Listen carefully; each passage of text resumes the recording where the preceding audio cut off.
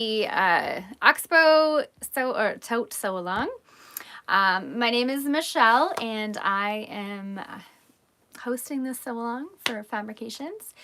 And so we are in my lovely basement sewing room, and we are going to make the Oxbow tote. So last time I explained all the materials that we needed to use. I talked a little bit about cutting out your pattern, what interfacing to use, all the hardware, and that. And I showed you what I was going to use, and I have prepared all of my pieces. So I decided to use an oilskin from Merchant and Mills. It's amazing. I love it. But I wanted it to be a little bit more structured, my bag, so I decided to quilt it to some Soft and Stable. So I've got my panels all quilted and cut out from my pattern pieces. So it is a good idea to quilt your pieces on like a rectangular piece of fabric first and then cut out your pieces. Because it just helps your pieces stay the right size and shape. If you have any questions or comments during this sew along tonight, please don't hesitate to write a little something. If you are watching this after the live, we do monitor all the comments and the questions, so we will get back to you. So just give us about a day. And yeah, so let us know if you have any questions or comments. So this is what it looks like. Oh my God, I love it so much. So I'm making the regular size, and this is the oilskin quilted to Soft and Stable. So it's got some detritus on there. So I didn't really make a true sandwich. I just quilted it directly to the Soft and Stable. So this is what it looks like. All I used was a regular 50 weight polyester thread to quilt that. I did a slightly longer stitch. I don't know if you can see. I think I did about a 3.5 millimeter stitch. So that's what my exterior fabric is going to look like. Oh my God, I think it looks so good. So I quilted the two exterior pieces, and I also quilted the pocket. I decided not to do an accent pocket for this. I like the look of it all in one fabric, so I decided to do it like this. I think it's gonna look super good. And I did quilt the pocket because I like the look of the cohesiveness of that. So that's what I'm going to do. So tonight, what we are going to do is we are going to start sewing the exterior. So Anagram's patterns, so Noodlehead Patterns, Anagram is the author of them. She tends to have you create and finish the separate little pieces of the bag and then put them all together. I prefer to sew, sorry, my daughter is at the door. Baby, you gotta go back up to that. Okay, go fill it up. I am live with people. No, there's no one. Go up and fill it from there. Sorry. My son came to the door. He's like, I don't have any water. And his dad is busy doing something outside. So yeah. I don't remember what I was saying. But oh yeah, Anagram has you sew different pieces of the bag and then put them all together. And I do not like that method. So thanks, Stephanie. He's 7, so he still wants mommy. I like to sew it as it comes along in the pattern. So if you look at the instructions for the bag, she has you sew, like make the crossbody strap. She has you prepare the handles, prepare the zipper and all of that first. I like to just take it as I'm going to be using it. So the first thing I'm going to do is prepare my pocket, and she has that step like way into the pattern, but this is how I like to put it together. I find it's more satisfying for me to do it this way. So that's what I'm going to do, and that's what I'm going to show you. So patterns are always just a suggestion, especially the method of construction for the most part. So do what works for you. This is what I find works for me, so that's what I'm going to do. So first step is we have our pattern piece for the pocket. And you should have an exterior piece and you should have a lining piece. Here's my lining piece. I did fuse this with interfacing. The pattern doesn't call for it, On the lining part, it only calls it for the exterior part. Because my exterior was with Soft and Stable, I did not interface it, but I chose to use the interfacing on the pocket piece instead, or sorry, the lining piece instead. I find that it just stabilizes it for when I'm sewing it together, and makes like a more sturdy pocket. So you're going to put right sides together. I'm going to get some clips, because I don't like to pin through this oilskin, because it makes holes, and you don't want holes in your fabric.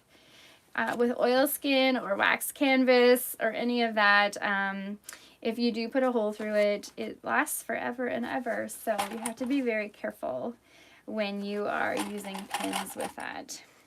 So one trick that I do like for when I'm sewing these is I like to sew with the lining on the bottom and have the exterior piece on the top when I'm putting it through my sewing machine. Turn my machine on. I find that way the lining doesn't shift around as much, because you know when it goes through the feed dogs, it doesn't always go even, and things can like shift and stretch. And so I like to sew with the lining on the bottom. So basically what we're going to do is we are just going to sew along the top of the pocket here, just this area, with a 1/2 inch seam allowance. So I am just going to do that. Now, I am using a nice and sharp new jeans needle. I'm using 100/16 for this one, because the oilskin in the Soft and Stable is a little thick, so I decided that that would probably be the best bet. So I'm just going to go ahead with this. Oh, get my machine to work properly here. It's more user error than anything. Okay. Here we go. So I'm just easing around that curve, making sure I have a nice even seam allowance.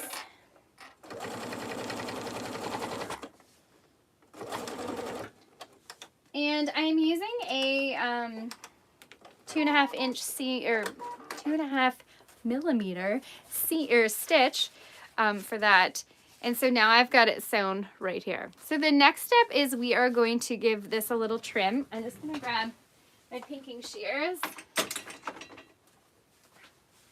So Anna suggests this in the pattern, and I totally agree with her, that using pinking shears to trim this seam is a great idea. So you're just going to trim so that you have about 1/4 inch of the seam allowance left.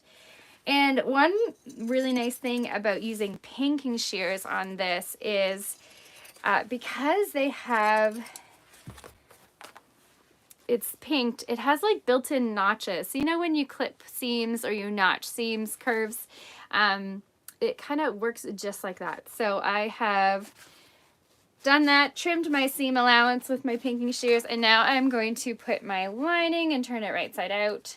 Now I'm just going to finger press this because I'm using oilskin and it doesn't like an iron. But if you are using canvas or quilting cotton, you're going to want to iron it. And then I'm just going to put some clips on the top to hold that in place. And then I am going to top stitch it so that it's just like a nice lovely fold there. So what I'm going to do is I'm now going to take it to the machine and I'm going to top stitch around this. I'm going to do 1/8 of an inch away from the seam. She does suggest that if you want, you can do a second layer or a second row of stitching. I just like the one row. I think it looks really nice, but feel free to do another row of stitching if you want. You do want to probably use a longer stitch length, so probably about a 3.5 millimeter. Yes, that's right, 3.5 millimeter stitch length for that. Come on, machine.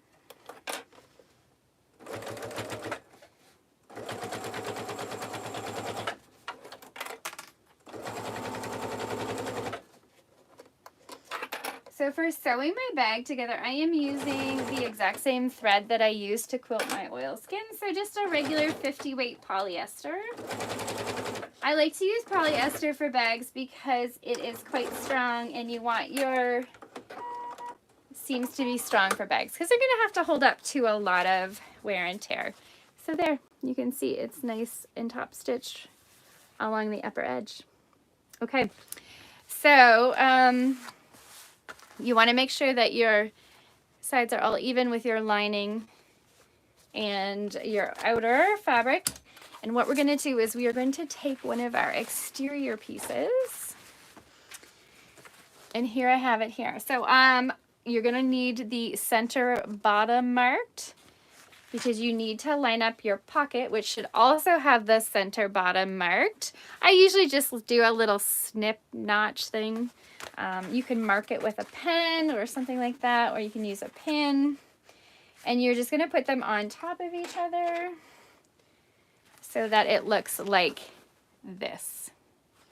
Now I'm going to try to line up my quilting so that it's even. Look how nice that looks. Kind of blends right in. And then I'm just going to clip the bottom here.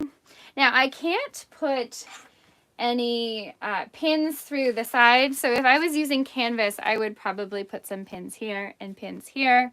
But I can't do that with this. Luckily, it's not shifting around too much, so I should be able to get away with it. So the next step is, once you've got it in place, is we are going to baste these edges to the exterior with the sewing machine. Now what you're going to want to do is you're going to want to sew about a 1/4 inch away from this cut edge on the pocket piece, right through your pocket piece and through your exterior piece. So I'm just going to do that. I just want to make sure that my lining is lined up nicely. You don't want things to shift around. One nice thing about this pocket piece is that quite a bit of the raw edges are covered by your webbing for the handles. So if, you know, things are slightly askew, they get hidden, they get covered up. So that's kind of nice.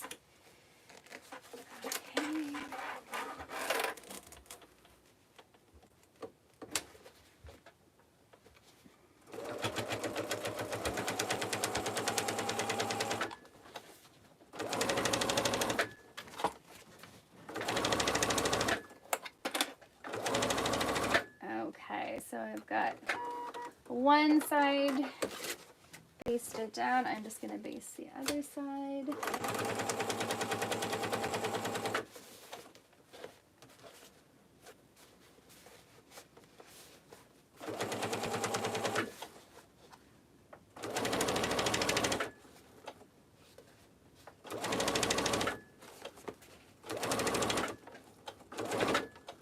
So my philosophy that is, you know, if a mistake is not super glaringly obvious, then there's no mistake.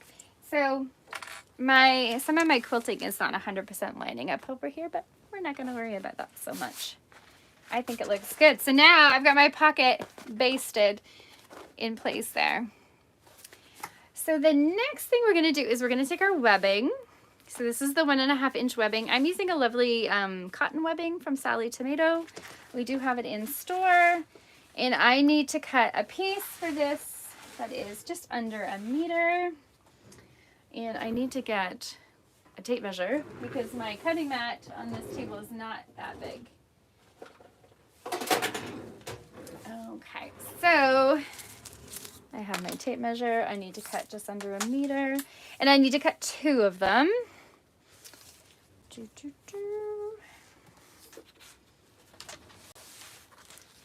So you can't really see what I'm doing, but there, maybe that.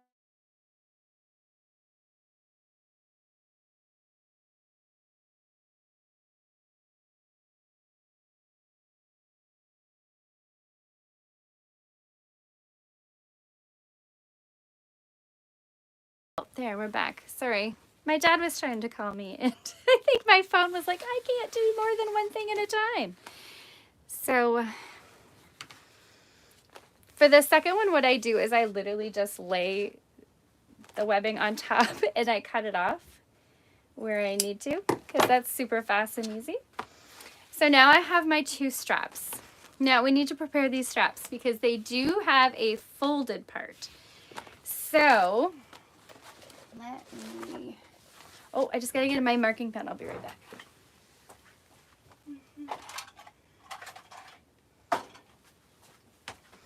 Okay, so what we need to do is we need to measure, oh, where did my, Sorry, I just dropped half of my marking thing on the floor.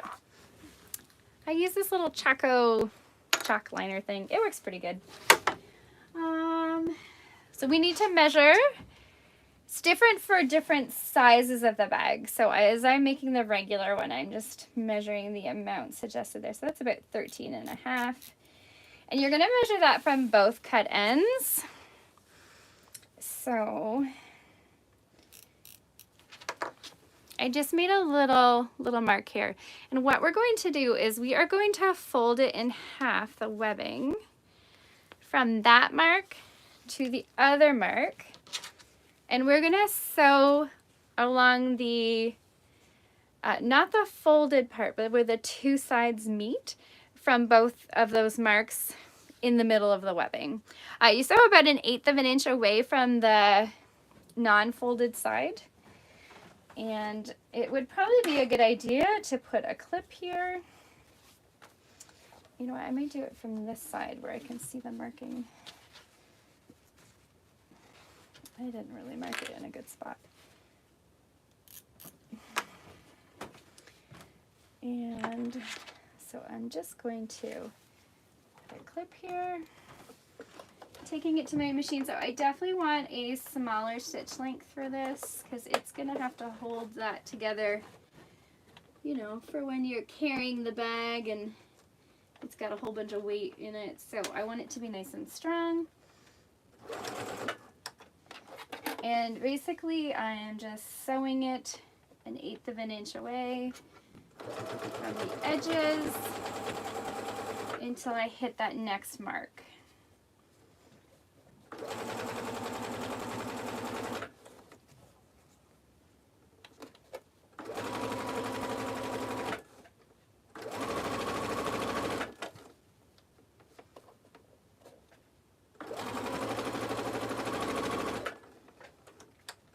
So it's a good idea to backstitch at the beginning and at the end of that because you want it to be nice and strong. And look, so now I've got the wider part of the webbing here and then I have the folded part. And so I have the start of a handle. So what I'm going to do is I will have my exterior piece with the pocket. Let's see if you can see here as I'm putting it on here. So there are some markings that were at the top of the exterior piece. I've made little notches where they belong. And what you're going to do is you want to have the folded part at the top and you want it to be like this. So it's kind of like cupping the bag. And you want to put it over top of your pocket.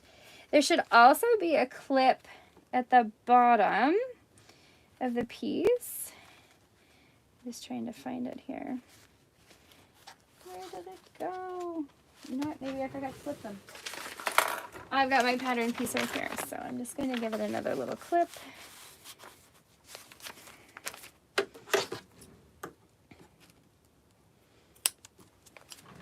I don't know if I did this one.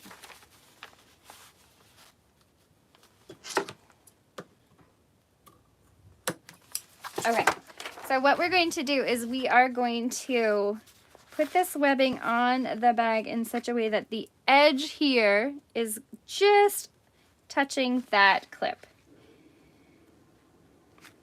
Now this is where pins would be nice,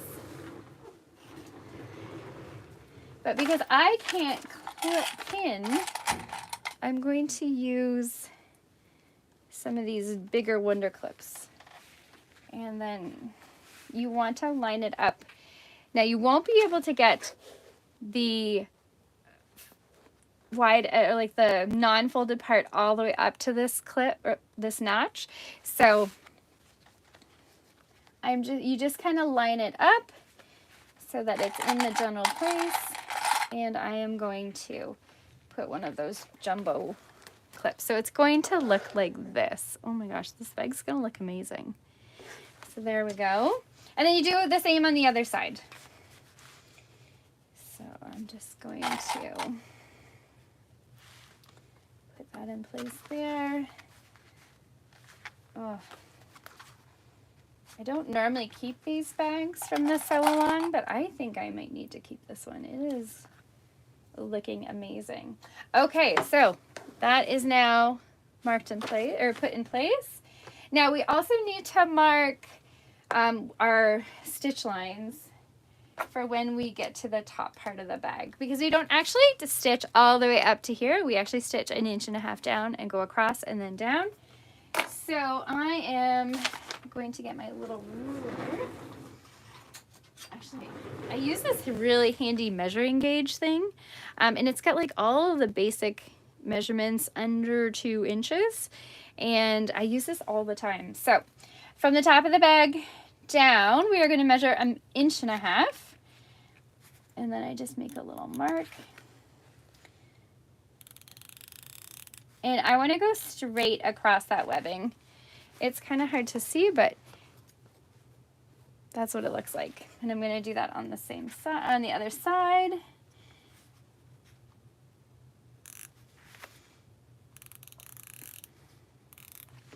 Okay, so now what I'm going to do is I'm going to take this to the machine. I am going to sew up one side till I hit this line. I'm going to go across the webbing, and then I'm going to go down the other side. I'm going to do 1/8 of an inch away from the edge of the webbing all the way up, and then I'm going to just go along this line and go down. I'm going to do that for this side, and I'm going to do that for this side. So I'm going to do that now. So if you are really into pinning, this would be a good time to really pin in your webbing. I'm more of a just pin whenever I really need to, but I don't worry about using lots of pins. So I find this oilskin is not very shifty, so it's working nicely for holding stuff in place.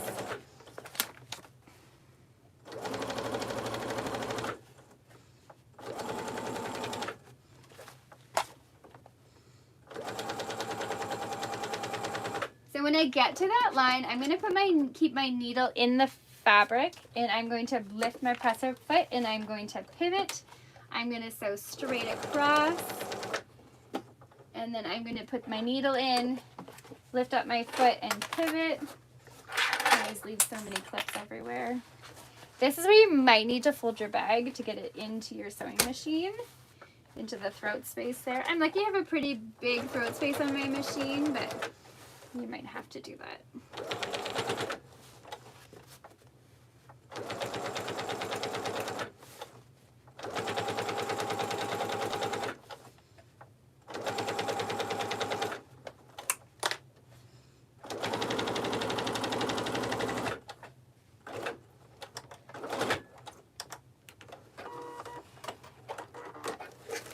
Okay, so I've got one side sewn down.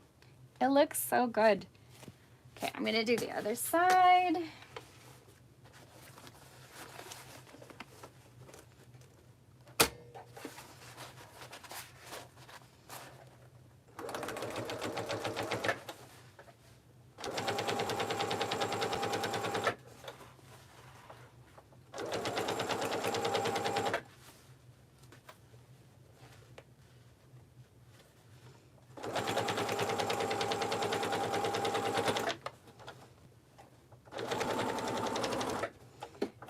Got to the top, I'm going to pivot.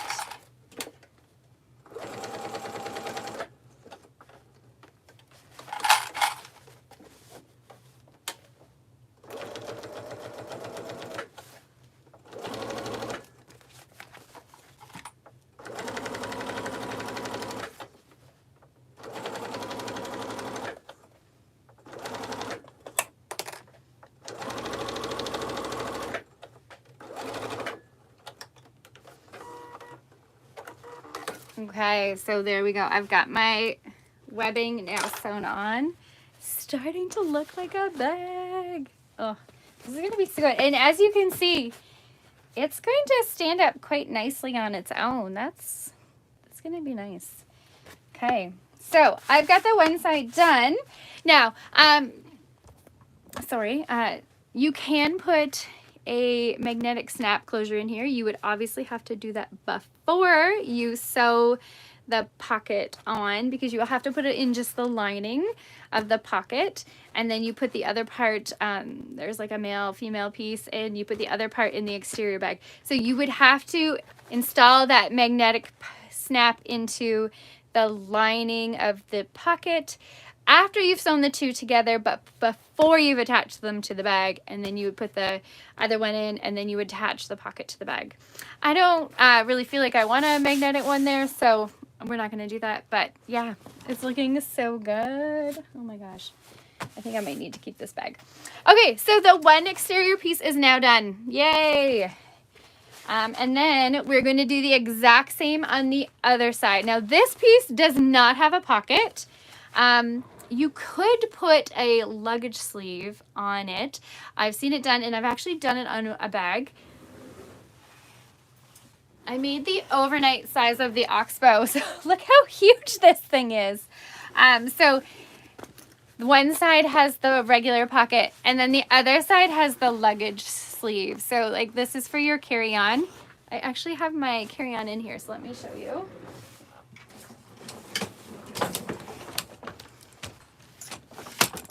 So it just slips over that. I decided to put a pocket on both sides. Yeah, you could totally do that. Yeah, two pockets would work really nicely. I actually saw someone who did a pocket on the back side, but they also put a zipper in it. So like it's a zip pocket and a regular pocket. So that's super cool. But this is what, sorry, this is super unwieldy. The luggage sleeve thing looks like the suitcase sleeve. So it just stays on your carry-on and doesn't fall off. So that could be an idea. Yeah. So I don't think I'm going to show you how to do it on this piece because we just did that. It would be a bit of a repetition. But to finish up this, we do need to put the carry-on strap holders. So I have my hardware. I am using the level 3 basic hardware from Sally Tomato, and I'm using 1.5 inch. The pattern calls for 1.5 inch sliders and swivel hooks, but a 1 inch D-ring. This kit has a 1.5 inch D-ring, but I thought, hey, it will still work. So the pattern, actually, you can use 1 inch webbing, or you can use there's a pattern piece to use your exterior fabric, and you just fold it and sew it together. It's super easy. The pattern shows you exactly how to do it, so I don't feel like we have to go over that. But I decided to use some webbing. Since I have it, I just need to see how much I need to cut. 2 1/4. So I am going to put that on. So yeah, I'm just using some of the webbing that I'm going to use for the carry-on strap and that I'm using for the handles. So I've cut 2 pieces as per the instructions, and now what I am going to do is I have folded it so it looks like this, and I'm going to put it on the exterior. Now it says to put it down 1.5 inches from the top, so I'm just going to find my handy little guy here and measure 1.5 inches. Let's see if you want to, sorry, this angle is super awkward, but here we go. I just want to make sure everything's even, and so I'm just going to even it with the side of the bag, and then I'm going to put a clip there. So it looks like that. And I'm going to do one for the other side. I'm going to set aside my swivel hooks, and I'm going to do this. Okay. Oh, I meant to say too, for the luggage sleeve or the suitcase sleeve, I don't know what to call it. I have done a separate standalone video for that. It is on our YouTube page. So if you, I think if you Google Oxbow luggage or suitcase or something like that, it will show up, or just Oxbow because there won't be that many videos. You will find it on there, and I show you exactly how to take the pocket piece and make it into that. So if you find that you want to do that, please go to our YouTube page and find that video and I will walk you through it. So I'm just going to base these in place. And so just taking them to my machine. I'm going to base them, so the seam allowance for this bag is 1/2 inch. So I'm going to base it at 1/4 inch.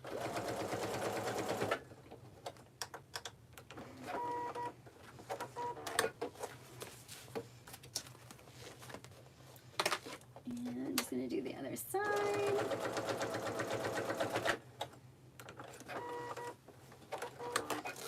So there we go.